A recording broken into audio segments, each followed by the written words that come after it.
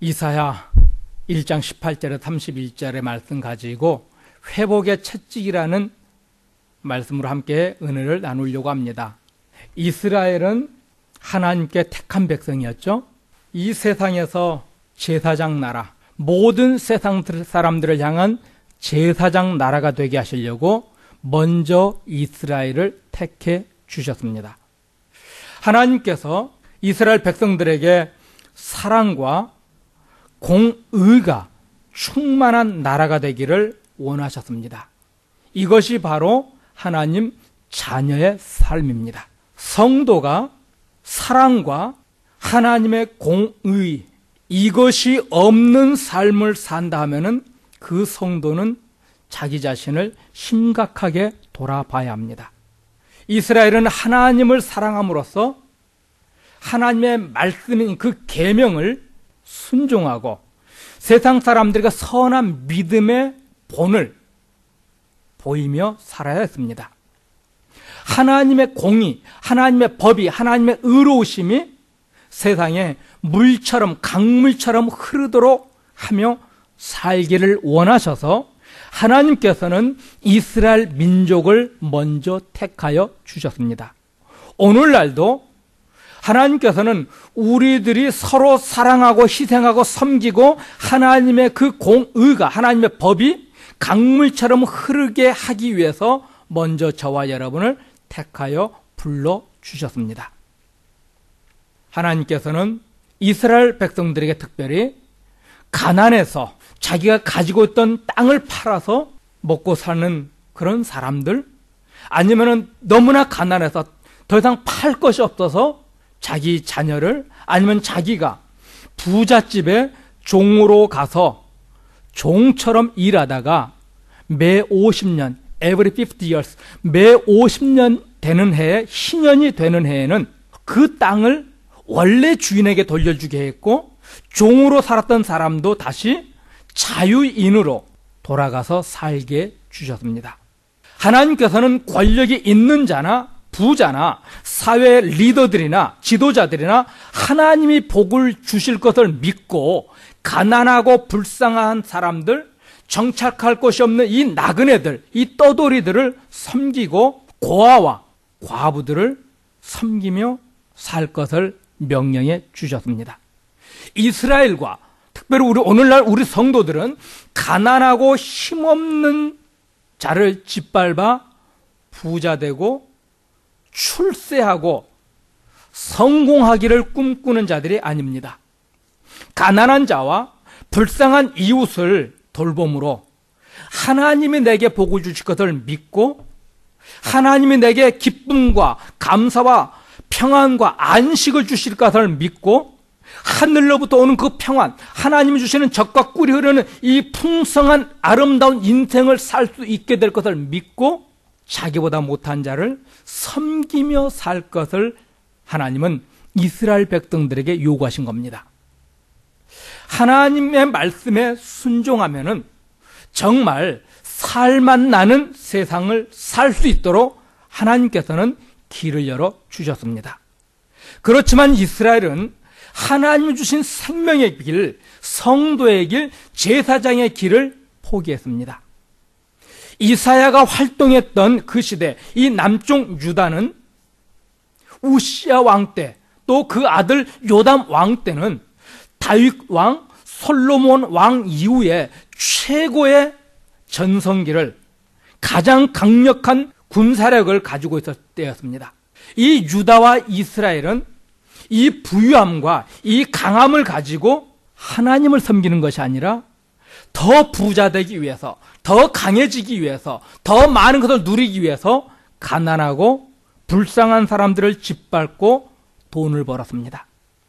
힘없는 자를 짓밟아서 자기 배를 불리는 그런 어리석고 죄된 모습으로 살아갑니다. 그리고 이스라엘의 지도자들은 자기의 힘을 이용해서 더러운 뇌물을 받고 있습니다.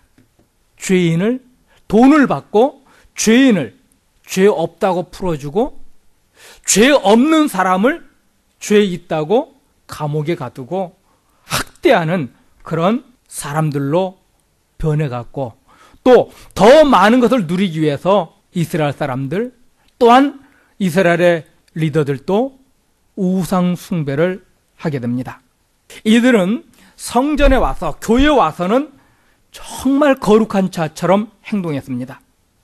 오늘날로 표현하면은 엄청난 헌금도 드렸습니다. 또 두 손을 하늘 향해 들고 하루에 3번씩 기도하고 일주일에 2번씩 금식하며 기도했습니다. 그리고 모든 예배는 한 번도 빠지 않고 한 번도 늦지 않고 열심히 참석했습니다. 사람들이 볼 때는 정말 신앙 좋은 사람, 믿음 좋은 사람들로 보여졌습니다. 그런데 우리가 지난주에 봤던 1장 15절에 보면은 너희가 드린 그 헌금, 기도, 예배, 봉사활동, 종교적 모든 행위는 받지 않겠다 말씀합니다. 그 이유는 너희 손에 피가 가득하기 때문이라 말합니다. 쉽게 말하면은 길에서 사람을 죽이고 돈을 뺐다가 강도짓 하다가 예배 시간이 되니까는 교회에 헐레벌떡 뛰어와서 이 손에 피 묻은 것도 채 닦지 않고 그 강도에게 뺏은 돈을 가지고 하나님께 헌금 드리는 것과 똑같은 짓입니다. 길거리에서 남의 차에 물건을 훔치다가 예배 시간 되니까 교회에 와서 거룩한 척하면서 그 손으로 성도의 교제를 나눈 것과 같은 자들입니다. 그것을 향해서 내 손에 피가 가득하다 말합니다. 이 뇌물을 받고 힘없고 권세 있는 자들은 풀어주고 뇌물을 받고 힘없는 사람을 짓밟는 그런 사람들은 마치 방금 비유했던 그런 자들이라 표현하고 있습니다. 마켓에서든지 아니면 직장에서든지 아니면 학교에서든지 실컷 욕지거리하고 자기가 원하는 거 다 하고 사람들과 손가락질 받을 짓 다 하고 나서는 교회 와가지고 내가 목사야, 내가 장로야, 내가 권사야 하면서 마치 대단한 특권을 가진 자처럼 교만하고 무리하게 행동하다가 예배 시간에 와서는 성인 군자처럼 거룩한 척하는 사람들, 그런 사람들을 향해서 내 손에 피가 가득히 묻은 자다 하면서 너희들의 예배, 너희들의 기도, 너희들의 헌금 안 받겠다 주님 말씀합니다. 먼저 하나님 말씀에 순종하고 세상의 법도 지키라는 겁니다. 오늘날 기독교인들은 교회만 열심히 나오면 구원받는다 생각합니다. 열심히 교회에 나오는 이유가 무엇입니까? 하나님을 사랑하기 때문에 그 사랑의 감격을 가지고 하나님의 법에 순종하기 위해서 나오는 겁니다. 하나님의 법은 무엇입니까? 위로는 하나님 사랑하고 아래로는 이웃을 사랑하고 이 땅의 성도로서 하나님의 법이 공의가 강물처럼 흐르는 그런 삶을 살라. 이것이 하나님 우리를 향한 뜻이었는데 그렇게 살지 않고 세상 법도 지키지 않고 그렇게 살다가 교회에 와서 거룩한 척 해봤자 저를 포함해서요, 이런 사람은 가짜입니다. 얼마나 많은 사람이 교회 안에서는 거룩한 목사, 정말 성령의 은혜가 넘치는 것 같은 장로, 정말 기도의 종 같은 권사, 집사인데 가정에, 학교에, 직장에 가서는, 교회 밖에 나가서는 성도다운 모습을 찾아보기 어려울 정도로 추한 모습으로 살고 있는지 모르겠습니다. 그런 사람들을 향해서 너희들의 예배는 받지 않겠답니다. 이스라엘은 교회 생활, 종교 생활에는 정말 열심히 했습니다. 일주일에 2번씩이나 금식하고 하루에 3번씩 손을 높이 들고 기도할 정도로요. 그리고 그들은 정확한 11조를 드렸습니다. 열심히 제사도 드렸고 예배도 드렸습니다. 그런데 그들의 생활에서 하나님의 자녀다운 모습이 없었습니다.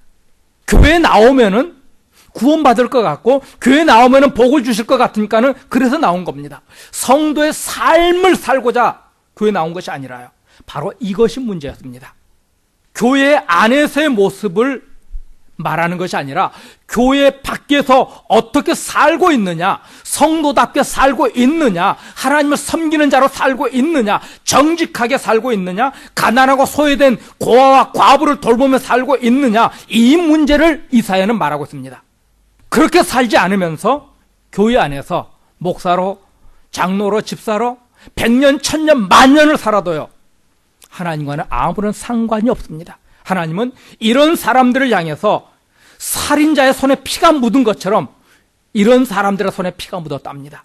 오늘 우리가 나눌 말씀은 이렇게 우상 숭배와 가난하고 불쌍한 이웃을 돌보지 않고 손에 더러운 피를 묻히고 살고 있는 이스라엘을 하나님이 철저히 심판하시겠답니다.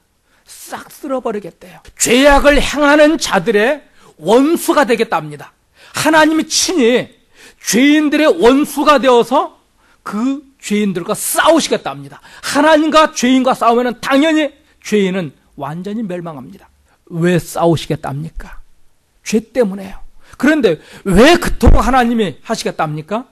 그 죄를 싹 쓸어버리고 성도를 의의 자녀, 빛의 자녀, 하나님의 자녀의 삶을 회복하시기 위해서 하나님께서는 우리의 죄를 그렇게 쓸어버리겠다는 겁니다. 그러니까 우리 하나님 앞에 때로는 불순종해서 매를 맞아도 감쌀 수 있는 이유가, 내가 잘못해서 매를 맞지만 하나님은 그것을 통해서 우리를 의로운 하나님의 형상, 하나님의 자녀의 모습을 회복하기 때문에요. 이사야서를 통해서 하나님은 그것을 우리에게 약속해 주고 있습니다. 무섭고 더럽고 추악한 모든 죄들을 철저히 하나님이 심판하시지만은 그 고통 중에, 그 환난 중에, 아픔 중에, 슬픔 중에 자기 죄를 회개하고 죽게 돌아오는 사람들은 하나님께서 그들을 회복시켜 주시는데, 처음 그 모습, 첫사랑의 그 모습으로 회복시켜 주실 것을 우리 주님이, 우리 하나님이 약속해 주고 계십니다. 먼저 타락한 이스라엘의 모습을 보려고 합니다. 이사야서 1장 21절입니다. 신실하던 성읍이 어찌하여 창기가 되었는고, 공평이 거기 충만하였고 의리가 그 가운데 거하였더니 이제는 살인자들 뿐이었도다. 신실하던 성읍과 공평이 충만했다 합니다. 하나님의 법이, 의리가 살아있는 땅이었습니다. 하나님의 법이 살아있으니까, 정의가 살아있으니까는 가난한 자도 부유한 자도 함께 즐거워할 수 있는 그런 땅이었습니다. 그런데 그들이 돈 맛을 보고 나니까, 쾌락을 한번 맛보고 나니까 변하기 시작합니다. 더 많은 권력을 얻기 위해서, 더 많은 쾌락을 위해서, 더 많은 물질의 부유함을 위해서 거짓도 행하고 사기도 치고 남의 물건을 뺏어오기도 하고 자기 힘을 가지고 가난한 자를 짓밟아서 더 부유해지기를 원합니다. 더 많은 돈과 명예를 위해서 이제는 하나님이 금하신 우상 숭배까지 하게 됩니다. 이런 이스라엘을 향해서 하시는 말씀이 어찌하여 창기가 되었냐, 창녀가 되었다 합니다. 또 거기는 뭐가 됐다 합니까? 살인자들, 하나님의 거룩한 자녀들이 창녀가 되고 하나님의 의로운 하나님의 자녀들이 다 살인자들로 변했다 합니다. 창녀의 특징이 뭡니까? 돈만 주면 누구나 사랑하는 여자 아닙니까? 돈과 명예를 위해서, 자기 교만을 위해서, 자존심을 위해서 신앙 양심을 팔아먹는 자들을 향해서 성경은 창녀라 표현하고 있습니다. 영적 창녀요. 누가 살인자입니까? 누가 창녀입니까? 성도다움을 포기한 사람들에게 하시는 말씀입니다. 저를 포함해서 성도다움을 포기할 때 우리는 영적 창녀가 되고 영적 살인자가 되는 겁니다. 성도가 부자 되고 출세하고 성공하고 하는 이것들은 전혀 잘못된 게 아니고 죄가 아닙니다. 성도들도 출세해야 되고 부자 돼야 되고 성공해야 되고 많은 사람들보다 더 많은 것을 누려야 합니다. 그런데 문제는 그렇게 누리기 위해서, 많은 것을 얻기 위해서 수단 방법을 가리지 않고 거짓을 하고 사기를 치고 남을 짓밟는 이 비성경적 방법을 통해서 성취하는 것들을 향해서 우리 하나님 하시는 말씀이 영적 창녀라, 영적 살인자라 이렇게 표현하는 겁니다. 교회 안에 존경받는 부자가 많아야 합니다. 정말 하나님의 방법대로 부유해지는 우리 성도님 되기를 주 이름으로 축원드립니다. 그런 사람은 존경받아요. 그런데 하나님의 방법이 아닌 세상 사람들이 하는 똑같은 그런 방법으로 남을 짓밟고 거짓말하고 사기치고 도적질해서 탈세해서 부자 되는 것, 그것을 향해서 우리 주님 뭐라 합니까? 영적 창녀의 영적 살인자라 합니다. 이스라엘이 돈을 위해서, 명예를 위해서, 쾌락을 위해서 신앙인의 자존심을 버렸습니다. 신앙의 정조를 버렸습니다. 그렇기 때문에 하나님께서는 그들을 그렇게 책망하셨습니다. 이스라엘은 한번 부자가 되니까 좋았고요, 쾌락을 맛보니까 좋았습니다. 그건 유지하기 위해서 더러운 죄를 짓고 있습니다. 사랑하는 성도 여러분, 세상에서 성공하는 것보다 더 중요한 것은 하나님 말씀에 순종하는 것임을 믿기를 바랍니다. 세상에서 출세하는 것보다 더 중요한 것은 신앙 양심을 지키는 겁니다. 가난해도, 건강하지 못해도, 성공하지 못해도 하나님을 사랑하며 사는 것이 진짜 성공이요 복받은 것인 줄로 믿습니다. 부자 되고 싶고 출세하고 싶고 성공하고 싶고 유명해지고 싶은 거 절대로 잘못된 것 아닙니다. 그렇게 되셔야 됩니다. 그렇지만은 그렇게 되기 위해서 어떻게 사느냐, 어떻게 살 것인가의 문제가 중요합니다. 성도답게, 하나님의 자녀답게 세상에서 부유해지고 출세도 하고 유명해지기도 하고 명예도 얻는 성도가 되어지기를 원합니다. 이스라엘의 모습은 22절에 보면은 내 은은 찢기가 되었고 너의 포도주에는 물이 섞였도다 말합니다. 이스라엘이 하나님을 버리니까 이들은 영적 장녀의 영적 살인자가 되었을 뿐만 아니라 이스라엘을 향해서 너는 은이었답니다. 순전한 은이었는데 이제는 뭐가 되었다고요? 찌꺼기가 되었답니다. 쓰레기가 되었답니다. 하나님을 버린 자는요, 세상에서는 정말 많은 것을 누리니까는 대단한 것 같이 보이지만 하나님을 보실 때는 쓰레기입니다. 물이 섞인 포도주입니다. 성도가 성도다움을 잃어버렸을 때 하나님을 보실 때는 영적 창녀고 영적 살인자고 영적 쓰레기일 뿐입니다. 많은 사람들이 하나님의 관점으로 자기의 삶을 보지 않고 세상적인 관점으로 보니까 돈 많은 것이 좋아 보이고 그 돈 많은 것을 위해서 거짓 죄악을 막 행합니다. 그런 자들을 향해서 쓰레기라 표현합니다. 23절 봅니다. 내 방백들은 패역하여 도적과 짝하며 다 뇌물을 사랑하며 사례물을 구하며 고아를 위하여 신원치 아니하며 과부의 송사를 수리치 아니하는도다. 이스라엘의 지도자의 죄가 뭐라고요? 내 방백이라는 말은 리더들을 말합니다. 지도자들을 말합니다. 이스라엘의 지도자들과 이스라엘 사람들의 죄가 무엇입니까? 뇌물을 사랑합니다. 또한 억울한 일을 당한 고아와 과부를 그 사건도 접수조차 안 해주는 겁니다. 억울한 일을 당한 사람이, 힘없는 사람이 이스라엘 지도자들에게 가서 내가 이러이러한 억울한 일을 당했습니다, 도와주십시오 하는데 아무도 그 사람 쳐다도 보지 않아요. 가난하니까, 돈 나올 것이 없으니까, 짓밟아도 되는 사람이니까. 이스라엘의 지도자들은 하나님의 뜻을 버렸습니다. 그래서 이들은 전부 다 도적놈들과 한패가 되고 말았습니다. 살인자들과 한패가 되고 말았습니다. 그래서 뇌물을 사랑한다는 이 말은, 여기서 사랑한다는 이 말은요, 남자가 여자 육체를 탐하는 것처럼 그렇게 탐하는 겁니다. 얼마나 탐했으면요, 23절에 보면은 사례물을 구하며, 구한다는 말은 쫓아가서 그것을 뺏어오는 겁니다. 그만큼 이스라엘 사람들은 하나님의 방법이 아닌 쾌락을 위해서 세상적인 방법으로 살아갔습니다. 이렇게 타락한 이스라엘을 보시고 하나님께서는 진노하셨습니다. 사랑하는 성도 여러분, 이렇게 악한 나라와 이렇게 악한 이스라엘 사람들을 심판하지 않고 잘한다고 그냥 놔두는 것이 좋은 하나님입니까? 심판을 하셔서 공의가 물처럼 흐르게 하는 분이 진짜 좋은 왕입니까?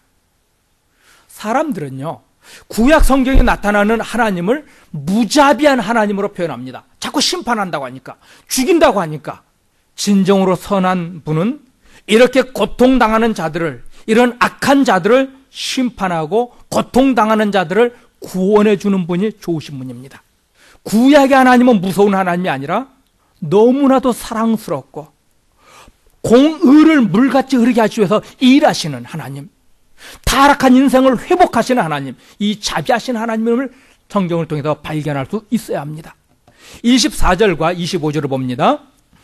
그러므로 주 만군의 여호와 이스라엘의 전능자가 말씀하시되 슬프다, 내가 장차 내 대적에게 보응하여 내 마음을 편케 하겠고 내 원수에게 보수하겠으며. 주 만군의 여호와라는 말은요, 모든 영적 세력, 모든 영적인 이 천사들을 거느리고 계시는 온 우주의 주인이라는 겁니다. 이스라엘의 전능자는 그 어떤 원수도 능히 이기시는, 어떤 원수도 대적할 수 없는 전능자라는 겁니다. 이렇게 말씀하는 것은 이스라엘 사람들아, 너희가 의지하고 사랑하고 있는 그 모든 것들, 그 우상들마저도 하나님의 대적이 되지 못하고 마지막 날 너희를 전혀 도와줄 수 없는 허망한 쓰레기일 뿐이다, 그렇게 말하는 겁니다. 하나님께서는 이 죄인들, 이스라엘 지도자들을 향해서 뭐라 말합니까? 원수라고요. 죄 짓는 자들을 향해서 뭐라고요? 원수라고요. 골로새서 1장 21절입니다. 전에 악한 행실로 멀리 떠나 마음으로 원수가 되었던 너희를, 악한 행실을 짓는 자가 뭐라고요? 하나님의 원수요. 하나님의 원수 되었다 말합니다. 방금 봤던 이 말씀에 보면은 우리 하나님이 이 원수를 갚으시는데, 이 원수를 갚는 방법으로 해서 하나님의 마음이 편하게 될 것이다 합니다. 죄인들에게 원수를 갚는데 하나님 마음이 편해진대요. 무서운 심판을 통해서 죄인들이 회개하고 하나님께 돌아와서 하나님의 자녀가 되기 때문에 평안한 것입니다. 자기가 복수했다고 하나님의 마음이 편해지는 것이 아니라, 죄를 심판하니까는 죄인들이 어떻게 합니까? 하나님께 돌아오잖아요. 돌아와서 하나님께 자녀가 되잖아요. 그래서 하나님 마음이 편한 것입니다. 25절 봅니다. 내가 또 나의 손을 내게 돌려 너의 찢기를 온전히 청결하게 하여 버리며 너의 혼자물을 다 자여 버리고. 하나님이 이스라엘 백성들에게 무서운 심판하셨는데 그 심판의 결과가 무엇입니까? 찢기, 쓰레기였던 그들이 본래의 모습, 청결해졌고 혼잡하고 더러웠던 것이 다 지하여졌다. 성경은 이렇게 말합니다. 너의 찢기를 온전케 했다 말이 나오는데, 그 찢기를, 그 쓰레기를 양잿물로 씻듯이 깨끗이 씻어버리고 용광로에 녹이듯이 다 녹여버렸다, 그런 표현을 쓰고 있습니다. 하나님이 철저히 그 죄를 녹여버리고 씻어버렸습니다. 죄를 씻기 위해서는 용광로에 녹이듯이 괴롭고 힘든 과정이 분명히 있습니다. 그것이 하나님의 심판의 과정. 그것을 통해서 어떻게 합니까? 성도들이 성도다움을 회복하는 겁니다. 이스라엘을 이스라엘답게 만들기 위해서 하나님께서는 이스라엘을 그렇게 심판하셨던 겁니다. 22절에 봤던 것처럼 이스라엘은 은이었는데 쓰레기가 되어버리니까는 하나님이 이 불순종한 이스라엘에게 아수르와 바벨론이라고 하는 나라를 보내서 그 나라를 공격하고 괴로움을 줍니다. 그 괴로움을 통해서 이스라엘이, 쓰레기였던 이스라엘이 본래의 모습, 은혜의 모습, 정결한 모습을 회복합니다. 성도 여러분, 성도에게 고난이 없으면요, 성도의 순결함을 잃어버립니다. 우리 안에 악한 생각과 이 불신앙의 생각들, 우리의 더러운 죄는요, 우리의 눈물을 통해서 함께 흘러나올 줄로 믿습니다. 성도는 죄인의 형통함을 부러워하지 않아야 합니다. 믿음을 배반한 자들이 잘 되는 것을 부러워할 필요가 없습니다. 정말 무서운 것은요, 죄를 짓는데도, 잘못했는데도 탐욕을 가지고 성도답게 살지 않는데도 잘 되는 것이 문제입니다. 내가 하나님 앞에 열심히 살지도 않고 성도답게 살지도 않고 세상 사람들처럼 더러운 죄를 지으면서 교회 와서 외식하고 있는데도 하나님을 심판하지 않고 있는 것이, 그것이 성도들은 가장 두려워해야 될 일입니다. 잘못했을 때 야단을 맞는 것은 복을 받은 것입니다. 믿습니까? 히브리서입니다. 히브리서 12장 8절, 징계는 다 받는 것이거늘 너희에게 없으면 사생자요 참 아들이 아니니라. 징계가 없으면 뭐라고요? 사생자. 이 사생자는 버림받은 자입니다. 하나님께 버림받은 자입니다. 또 하나님의 아들이 아니라 합니다. 뭐가 없으면요? 징계가 없으면. 우리가 예수를 열심히 안 믿는데도 점점 잘 되고 모든 일이 형통해지고 있다. 두려워해야 합니다. 하나님 앞에 열심히 순종해서 잘 되고 형통해지는 거 감사해야겠지만은 죄를 짓고 있는데도 잘 되고 있다. 그것은 두려운 일입니다. 하나님의 징계가 없는 것은 하나님께 버림받은 자이기 때문에 두 가지 중 하나. 무서운 심판이 곧 임할 것이고 아니면 하나님께 버림받은 겁니다. 그러므로 성도는 악인의 형통함을 부러워하는 자가 아니라 그 형통함을 보고 오히려 두려워할 수 있는 사람이 되어야 합니다. 26절에 보면은 내가 너희 사사를 처음과 같이 너희 모사들을 본래와 같이 회복할 것이라 말합니다. 이스라엘을 그토록 힘들게 하고 아프게 했던 이유가 무엇입니까? 처음과 같이 본래처럼 회복하기 위함입니다. 어떤 자들을 회복한다고요? 귀정한 자. 귀정한 자는 어떤 자입니까? 자기 죄를 회개하고 주께로 돌아오는 자입니다. 자기 죄를 회개하고 주께 돌아오면은요, 하나님께서 처음처럼 회복시켜 주실 것을 약속합니다. 그러나 회개하지 않고 하나님께 돌아오지 않는 자는 어떻게 합니까? 28절 이후에 보면은 회개하지 않고 주께 돌아오지 않은 자들에 대해서 심판을 약속하는데요.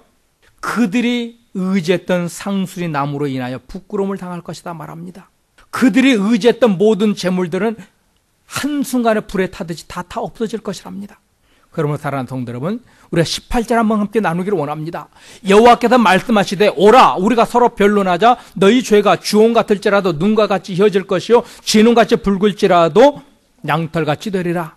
우리 하나님이 오라 우리가 서로 변론하자 말씀합니다. 이 말씀은 변론하자는 말은 정말 뭐가 잘 되고 잘못됐는지 하나하나 까발려서 시시비비를 가려보자는 겁니다. 우리 속에 있는 것을 다 뒤집어 까서 보여내라는 겁니다. 우리 속의 것을 다 끄집어내면은 부끄럽고 망신 중에 상망신을 당하게 될 겁니다. 그런 망신을 한번 당하지 않고 그런 망신을 한번 당하게 되면 다시는 그런 죄를 짓지 않게 됩니다. 우리가 감추고 있는 그 죄를 하나님께 다 끄집어내고 고백하라는 겁니다.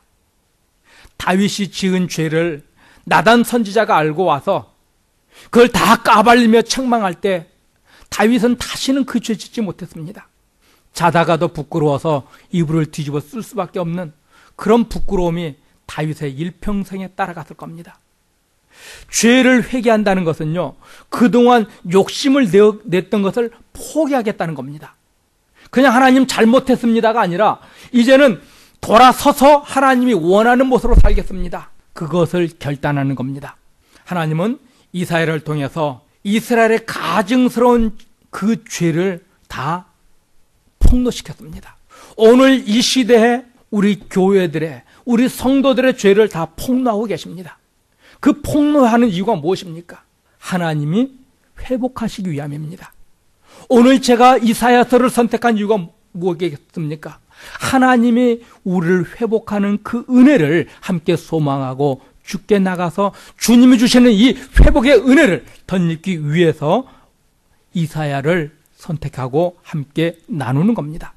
교인이라고 하면서 자기 배를 불리기 위해서 세상에서 열심히 도적질하고 살인까지 하다가 예배 시간 됐다고 교회에 나오는 것처럼 오늘날 많은 사람들은 세상에서 열심히 죄를 짓다가 주일날 교회에 옵니다.